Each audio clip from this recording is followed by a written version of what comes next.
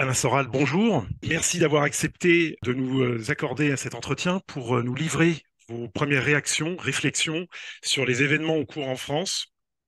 Très rapide résumé, un jeune homme de 17 ans, visiblement au passé délinquant chargé, est mort d'une balle de la police mardi soir et à la suite de cet événement, les banlieues, mais aussi beaucoup de villes moyennes se sont embrasées. Saccages, destruction, désordres divers atteignent même des centres-villes.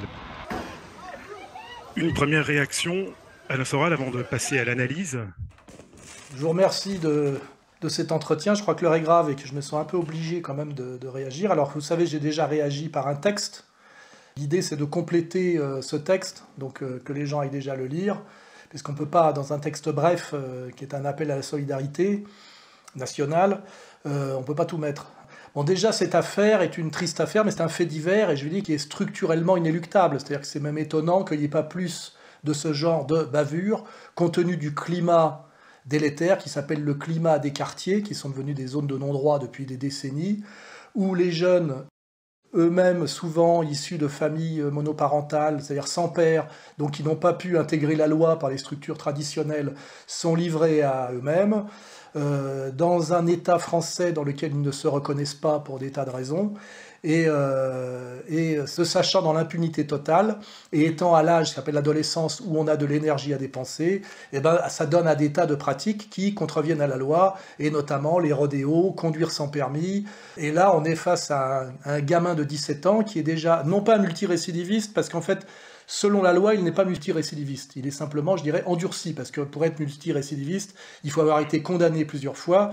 Or, il a des signalements, mais d'un point de vue technique, il n'est pas multirécidiviste. Mais c'est quand même un gamin de 17 ans qui s'est déjà fait, je crois, interpeller plusieurs fois pour rouler sans permis et sans savoir vraiment bien conduire dans des grosses berlines, en brûlant des feux. Et donc, c'est quelqu'un qui, objectivement, bon, contrevient à la loi, met en danger autrui, donc c'est beaucoup, et avait déjà été interpellé, je crois, pour les mêmes raisons. On peut à la fois déplorer ce qu'on appelle une bavure policière et une réaction excessive de la police. Moi, je ne veux pas trop m'exprimer là-dessus parce que j'y étais pas, mais on peut imaginer aussi la difficulté du travail des policiers dans ces quartiers chaotiques où en plus ils sont envoyés en première ligne en étant très peu soutenus par leur hiérarchie. On l'a vu là avec des gens qui se sont permis des déclarations, notamment le président de la République, ce qui est totalement contraire au principe. Normalement, c'est à la hiérarchie légitime de prendre cette affaire en charge. Et on voit bien là qu'on est aussi dans un état qui n'est plus du tout un état de droit, mais un état de communication tous azimuts permanent sur le très court terme et dans des buts systématiquement de démagogie. Ça fait que d'un côté, on a un policier qui est lâché par une partie de sa hiérarchie et par le président de la République lui-même. Et de l'autre côté, on a vu évidemment se mettre en place une affaire Floyd à l'américaine. Les t-shirts étaient pratiquement déjà imprimés, hein, c'est quand même incroyable. Et en fait, tout ça concourt au chaos, effectivement, à une guerre civile. Mais je l'ai déjà fait remarquer dans le texte, une guerre civile qui n'est pas une guerre civile de la lutte des classes avec, on va dire, un prolétariat ou au moins une classe des travailleurs contre une bourgeoisie exploiteuse, mais aujourd'hui une guerre civile qui est en fait l'alliance de la racaille d'en haut et de la racaille d'en bas contre le peuple français majoritaire, que je préfère appeler comme ça que peuple de souche, parce que je ne veux pas mettre immédiatement une question raciale. La question d'ailleurs raciale existe, mais elle est une partie des composantes. Je parle du peuple français majoritaire, on pourrait aussi parler du peuple du travail, parce que là on est aussi dans un combat entre des parasites, que ce soit les parasites du haut, de ceux qui aujourd'hui tiennent l'appareil d'État, et les parasites du bas, car je rappelle quand même que ce jeune garçon est, d'un point de vue du rapport production-consommation, un pur parasite à la charge des travailleurs français. Et là, on va voir l'addition que les Français vont se prendre dans la gueule, au moment même où on leur dit qu'on n'a pas les moyens de payer leur retraite, quand on va chiffrer toutes les dévastations qui ont été produites, car je rappelle, ces jeunes casseurs ne sont pas des acteurs politiques. Ce sont d'ailleurs ce qu'un homme politique de gauche appelait déjà à l'époque des sauvageons, et d'ailleurs il s'était fait réprimander pour ça, et je trouve que le terme aujourd'hui est plutôt faible. Hein. C'est tout ça qu'il faut remettre en place. On est dans une situation de pré-guerre civile, et même pratiquement de guerre civile, avec un crescendo par rapport aux événements de 2005, où on voit qu'il a fallu mobiliser X fois plus de policiers, les dégradations sont X fois plus importantes, on voit bien qu'on est dans une montée aux extrêmes, et aujourd'hui, avec une certitude, on n'est plus à discuter sur assimilation, intégration, valeurs de la République et droits de l'homme abstraits. On est dans une guerre civile communautaire, évidemment, où ce qu'on voit immédiatement quand on compare les gilets jaunes à la manière dont les jeunes délinquants des banlieues sont traités, c'est qu'on a un laxisme énorme envers la délinquance et une très grande répression envers le peuple du travail, qui est d'ailleurs le même que le peuple français majoritaire. Hein. Donc la question sur laquelle il faut bien appuyer, c'est qu'en réalité, on a une complicité totale du pouvoir et de ces racailles, qu'on peut appeler racailles ethniques en majorité. Hein. Et ce qu'il faut bien comprendre, c'est que ce n'est pas seulement du laxisme, c'est de la stratégie de pouvoir. C'est ça qui est catastrophique. Et ce qu'on doit donc en conclure, c'est qu'on ne pourra pas régler la question de la violence urbaine, de cette sécession, etc., sans régler le problème de l'illégitimité du pouvoir. Hein. Il faut bien voir ce cadre-là, je l'ai bien exposé dans mon texte. Alors après, on peut, comment dirais-je, tirer sur toutes les ficelles du pullover qu'on vient de tricoter devant vous. Alain Soral, on voit déjà, parmi les premières réactions qu'on a entendues, notamment à droite, le spectre de l'islam à nouveau agité derrière ces événements. Que faut-il en penser? Alors, il n'est pas question de dire que l'islam n'a rien à voir, mais en réalité, ce que je fais remarquer, bon, parce que ça, c'est l'explication Zemmour. Voilà, il y a des musulmans en France, ils sont inintégrables. Par l'idée de la dimitude, ils veulent prendre et renverser le pouvoir. Bon, évidemment, c'est comment dirais-je, un narratif simple et qui peut faire plaisir à pas mal de gens, parce qu'il y a visuellement, c'est un côté très cinématographique et assez réel. Mais en fait, ce que moi, j'essaie quand même d'être dans le sérieux politique, pas juste me faire plaisir. Et ce que je vois, moi, c'est que dans les pays musulmans, récemment, je suis passé par Dubaï, il n'y a pas de racailles hein, dans les pays gérés par l'islam. L'islam est une religion assez patriarcale, égalitaire au niveau théologique, mais d'autorité, et d'autorité patriarcale, où, je rappelle, on coupe la main aux voleurs. Ce phénomène de délinquance est beaucoup plus une conséquence d'un fonctionnement de la société française de plus en plus à l'américaine, que d'une société qui s'islamise. Même si, quand on parle de la question d'islam, on va parler effectivement d'une société qui est fragmentée aujourd'hui en communautés, avec un travail de désintégration qui a été fait depuis les années Mitterrand, avec notamment SOS Racisme, dont j'ai rappelé dans mon texte, pour rappeler le parallèle de Jean Baudrillard, que SOS Racisme, c'est comme SOS Baleine. Le but n'était pas d'empêcher le racisme, mais d'instaurer du communautarisme exclusif et donc du racisme dans une société française qui l'est très peu, par rapport au mode de fonctionnement anglo-saxon. Et je ne parle pas de la façon dont Israël, par exemple, qui est un modèle pour beaucoup de nationalistes, de droite en tout cas, gère la question ethnique. Donc c'est complexe, c'est qu'à la fois si le peuple français était resté homogène racialement et homogène, je dirais, idéologiquement, c'est-à-dire globalement catholique, ces émeutes n'existeraient pas. Mais donc la question qu'il faut se poser, c'est pourquoi depuis le regroupement familial, alors que ce n'était plus une nécessité en termes d'immigration de travail, le pouvoir en place a tout fait pour remplir la France d'immigrés, dont la France n'avait plus besoin d'un point de vue fonctionnel, comme durant les 30 Glorieuses pour le travail, et pourquoi SOS Racisme a fait un travail de systématiquement empêcher leur assimilation en leur rendant la France et les Français détestables, en les qualifiant systématiquement de collabos, de colons, etc., etc. Donc je pense qu'aujourd'hui, effectivement, il faut traiter les effets parce qu'il y a urgence, mais il ne faut surtout pas oublier les causes, hein, parce que sinon, comment dirais-je, on est dans l'impuissance et dans je ne sais pas comment dire, l'émotionnel et le spectaculaire. J'aimerais bien aujourd'hui qu'on fasse passer au tribunal idéologique Julien Drey et tous ces gens qui ont travaillé pendant des décennies à empêcher la fraternisation du peuple de souche et du peuple de branche, hein, et aujourd'hui on en voit les conséquences. Ça a sans doute, par le diviser pour régner, facilité le maintien au pouvoir de minorités qui étaient très illégitimes et très minoritaires, mais c'est au prix effectivement du chaos. Je l'ai toujours annoncé, ça fait des années que je l'annonce, et aujourd'hui on y est. Donc il ne va pas seulement falloir régler le problème de la délinquance des banlieues, mais aussi des responsables structuraux, idéologiques de cette délinquance depuis 40 ans, et ça nous fait remonter jusqu'au sommet de l'État. Amen.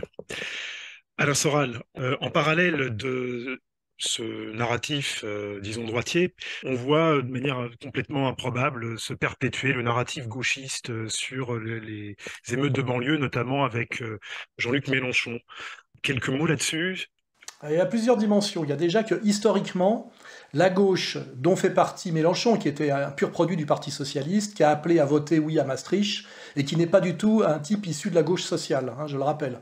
Il est issu de la gauche traître. Et dès les années Mitterrand, il s'est produit, de la part de la gauche au pouvoir, qui avait pris le pouvoir au nom d'un projet social, un glissement du social au sociétal, dont une des composantes est évidemment le féminisme, mais aussi de remplacer le héros de la classe ouvrière par un soi-disant opposant au système qui est devenu le voyou. C'est-à-dire que, et rappelez-vous les pages petites annonces de Libération. Donc dès les années 80, on a progressivement évincé le héros du travail, le prolétaire, notamment d'ailleurs du cinéma de masse, hein, et on lui a substitué progressivement le voyou qui aurait été le champion de l'action directe, de la transgression de l'idéologie bourgeoise. On a eu d'ailleurs la figure de Mesrine à un moment donné, qui était assez ambiguë, hein, même s'il y avait une dimension très fascinante chez Mesrine et relativement héroïque, mais il a été intégré un peu à ce processus où, je le dis, comme héros de la gauche, progressivement, et aujourd'hui totalement, le travailleur, qui aujourd'hui s'en prend plein la gueule quand il met son gilet jaune, a été remplacé par le voyou qu'on a considéré comme un révolutionnaire, alors que le voyou est essentiellement un type à la morale défaillante et qui n'est pas fiable d'un point de vue social, c'est-à-dire en général un parasite, un violent, un traître, et ça d'ailleurs, le voyou va très bien avec la société dont on a déstructuré la structure familiale, la différence des sexes et le rôle du père comme élément intégrateur de l'autorité chez l'enfant et notamment l'enfant mâle. Donc on voit bien que l'apologie du voyou qui pouvait être à un moment est intégrée par la figure de certains rôles de Jean-Pierre Belmondo, vous voyez, un voyou avec une conscience politique, des polars de Manchette, vous voyez, si on connaît l'histoire du polar, à la fin on a l'adolescent délinquant dans une sauvagerie quasiment intégrale, qui est celui qu'on voit en train de piller aujourd'hui, qui est un meurtrier en puissance, et un type qui n'est que pulsionnel, qui n'a aucune conscience, aucune vision, et qui jouit dans l'immédiateté de l'action violente. Hein. Donc voilà, on a eu ce glissement du prolétaire au voyou, et du voyou à la racaille de bas étage. Hein. Et ça, effectivement, parallèlement, accompagné en plus par la féminisation, c'est-à-dire pareil, le féminisme qui remplace la lutte des classes, bon, le jeunisme qui est consubstantiel à ce que je viens de dire, et puis aujourd'hui, ça va même encore plus loin, avec, ça donne dans sa phase terminale d'ailleurs, le woke, le cancel et le LGBT. Hein. Voilà. Donc ce qui est amusant, c'est que on a aujourd'hui, pour incarner la gauche et pour que la gauche puisse peser quantitativement, un attelage complètement aberrant que chapeaute Mélenchon jusqu'à l'absurde, et d'ailleurs ça finira par faire éclater la gauche, où on a dans ce mouvement mélenchonien des travailleurs résiduels qui n'ont rien à voir avec des racailles parasites et qui n'ont non plus rien à voir avec on va dire, des demi-psychiatriques LGBT. Or, Mélenchon prétend accéder au pouvoir par ça, alors que son attelage est strictement incohérent, contradictoire, et qui deviendra radicalement contradictoire à mesure que la température de la crise va monter. Donc en fait, on voit très bien que si on veut élargir la vision politique, on a Macron qui règne au centre, en étant minoritaire et illégitime, avec deux flotteurs qui lui permettent de se maintenir. Le flotteur Mélenchon, totalement incohérent dans sa manière d'amalgamer des composantes de gauche qui n'ont strictement rien à voir, et de l'autre côté, une Marine Le Pen qui, pour tenter de se rapprocher du pouvoir, renonce les uns après les autres aux fondamentaux qui faisaient, je dirais, la possibilité du sursaut nationaliste en France, qui fait que même si demain elle accédait au pouvoir, ça serait pour hériter, je dirais, du bébé de la République mourant, pour que sur la photo, ce bébé meure dans ses bras. Hein. Voilà. Donc, on a un vrai problème, c'est qu'on est dans une situation de pré-guerre civile, on est dans une situation de chaos, qui, je rappelle, est un chaos ethnique, économique, n'oublions pas les milliards de déficit de la France et ce que nous coûtent en plus les sanctions anti-russes, et aussi un chaos culturel, puisqu'en fait tout ce qui est promu aujourd'hui par l'idéologie dominante est de la culture anti-française, pour ne pas dire de l'anticulture. Hein. Donc voilà, je dirais avec tout ça, on ne peut pas faire société, c'est clair et net. Aujourd'hui, on arrive à quelque chose qui est annoncé depuis des années, c'est-à-dire une situation incontrôlable, une sorte de golem, c'est-à-dire qu'on peut même penser que ceux qui ont mis ça en place ont aujourd'hui du mal même à maîtriser ce diviser pour régner, qui d'ailleurs partiellement peut se retourner contre eux, et on en est à espérer pratiquement une intercession divine, une intervention extérieure. Il y a des plaisanteries en ce moment qui circulent, qui sont assez drôles. Si Prigojine pouvait venir régler la question. Vous voyez, on en est presque à attendre Prigojine et les milices Wagner, parce qu'on ne sait pas comment l'armée française, qui a été réduite à, comment dirais-je, à sa portion congrue, et la manière dont les policiers ont l'épée de Damoclès de leur propre hiérarchie sur la tête en permanence, comment une instance en France peut simplement rétablir l'ordre. Et un ordre qui peut être que momentané, puisque la France est devenue une poudrière, où ça peut péter à tout moment, repéter à tout moment. Et je vois d'ailleurs en abordant cette question qu'il n'y a pas seulement d'ailleurs les délinquants ethniques aujourd'hui qui sont sur le terrain pour tout détruire, on voit bien qu'ils sont ralliés par de faux acteurs politiques aussi qu'on a laissé proliférer de manière très très louche, qui sont les Black Blocs, qui eux sont des casseurs petits blancs gauchistes. Et gauchistes au sens maladie infantile du communisme. C'est-à-dire qu'il n'est pas question pour moi de penser que ces acteurs-là, que ce soit les racailles ethniques ou les Black Blocs, soient des acteurs politiques. Hein. Ce sont des parasites et des casseurs qui devraient être mis normalement hors d'état de nuire. Mais il faut se rappeler aujourd'hui que les policiers sont tellement menacés par leur hiérarchie. Je rappelle que des policiers, dans une histoire récente, ont préféré se laisser brûler vifs dans leur voiture plutôt que de tirer sur ceux qui y mettaient le feu. Je veux dire, c'est quand même ça la situation aujourd'hui. Je rappelle que le plus fort taux de suicide en France, c'est dans la paysannerie et dans la police. Donc avant d'incriminer la police, qu'on peut faire largement quand on voit comment ils se sont comportés face aux gilets jaunes, on peut aussi, en étant un peu honnête et sérieux, comprendre ce que c'est aujourd'hui que la vie quotidienne d'un petit flic en uniforme, notamment aux abords et dans les cités. Tout le monde peut les critiquer, personne ne voudrait prendre leur place. Et d'ailleurs, je pense que ça va être de plus en plus dur. C'est comme pour les prêtres de l'Église catholique. On va avoir de plus en plus de mal à trouver des vocations. Hein. On est dans une société d'ensauvagement où quelque part, quelqu'un qui avait vocation de devenir militaire demain ou policier a plutôt intérêt à monter une milice privée ou un gang de prédateurs, comme ça s'est passé au moment de l'effondrement du bloc soviétique, hein, où on voyait en fait s'organiser des bandes de prédateurs, d'ailleurs avec une haute technique liée à leur formation militaire, qui préféraient s'organiser en braqueurs de banque et en racketteurs, plutôt que d'intégrer des forces de loi résiduelles où ils n'avaient plus de moyens et beaucoup de risques. Hein. Et je veux dire, on va aussi vers ça, c'est-à-dire qu'à un moment donné, qui a envie d'être policier aujourd'hui? Qui a envie d'être militaire? Qui a envie d'être éducateur? Qui a envie d'être prof? Pareil, aujourd'hui, c'est la vocation d'éducateur est en train de s'effondrer parce que c'est vraiment horrible. Aujourd'hui, il n'y a aucun prestige symbolique et que pratiquement du désespoir à accumuler quand tu es prof. Alors en banlieue, j'en parle même pas, mais même dans un lycée normal. Hein. Je veux dire, le jeune aujourd'hui, on lui expliquait qu'il était tout puissant, que c'était à lui de dire ce qu'il voulait apprendre, que en gros, il pouvait apprendre à sa mère à faire les gosses, parce que c'est une phrase ancienne qui a tout son sens.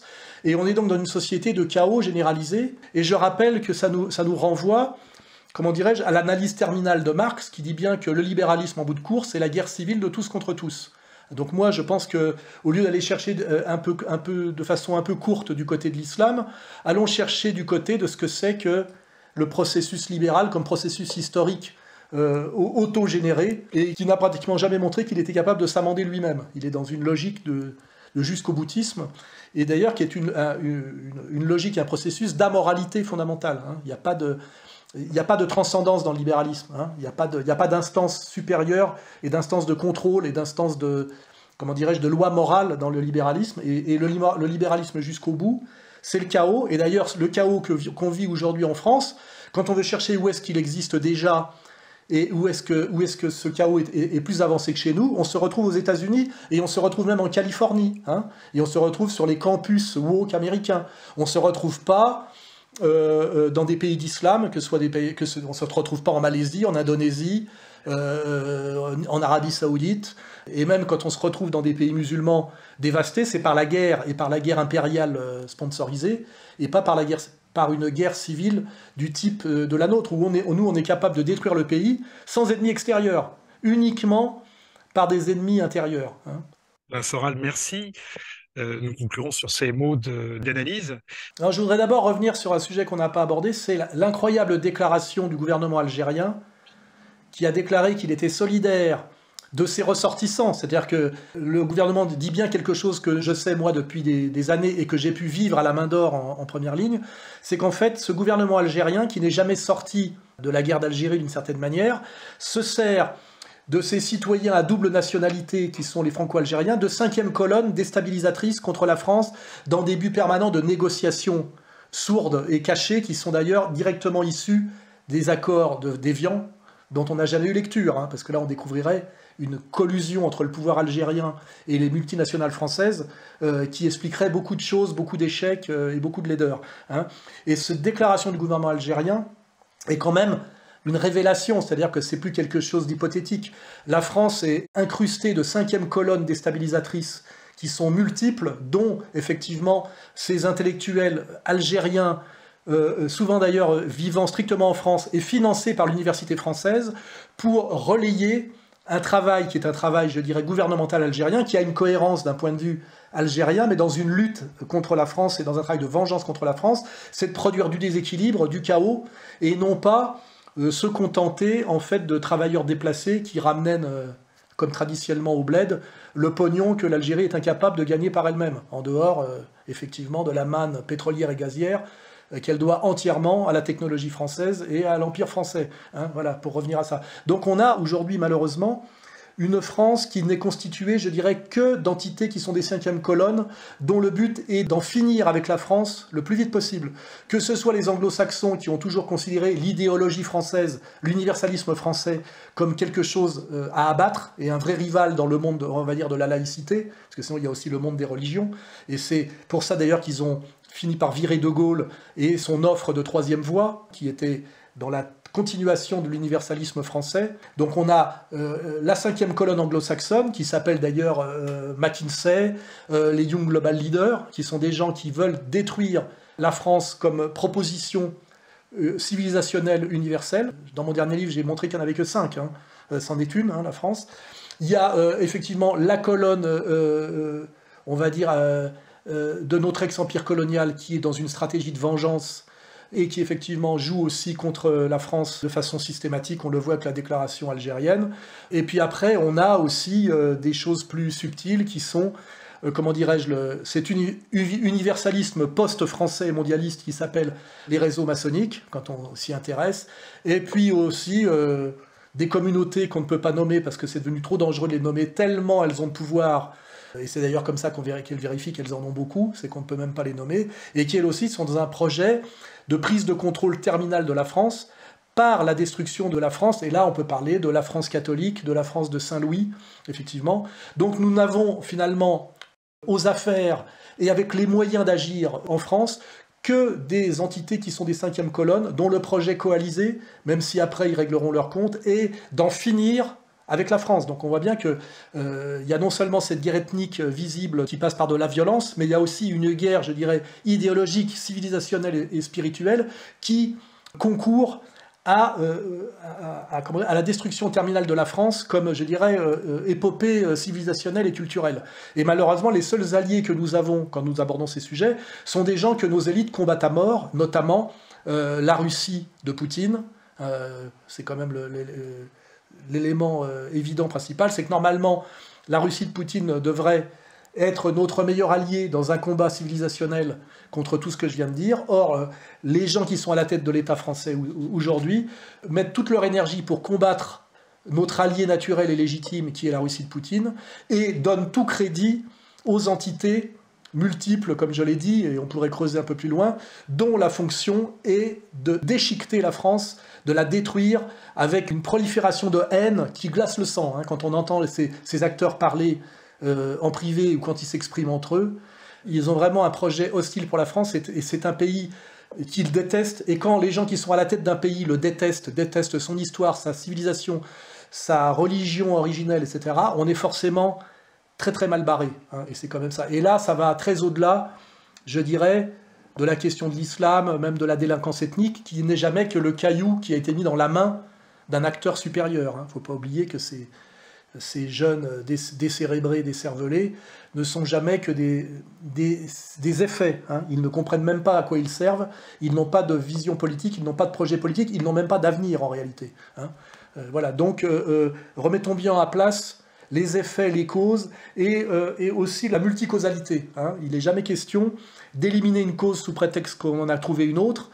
Il est question d'admettre qu'il y en a souvent plusieurs et qu'il faut voir comment elles se combinent et, effectivement, comme le dit Carl Schmitt, les hiérarchiser, hein, c'est-à-dire voir quelle est la cause principale, la cause secondaire, puisqu'il y a toujours des causes qu'on domine d'autres, et puis voir, effectivement, ce que ça donne d'un point de vue de la synthèse. Et nous, c'est toujours le travail qu'on a fait à Égalité et Réconciliation, c'est de tenter, dans une période incroyablement difficile, avec des gens incroyablement malhonnêtes d'un côté, incroyablement pervers de l'autre et incroyablement stupides aussi, d'essayer de maintenir ce travail de synthèse à une époque qui est peut-être l'époque la plus difficile et la plus dangereuse que rencontre la France depuis toute son histoire, si on accepte la période de la Révolution française. C'est toutes ces questions qu'il faut se poser en ce moment. Nous, notre but, c'est d'aider à comprendre.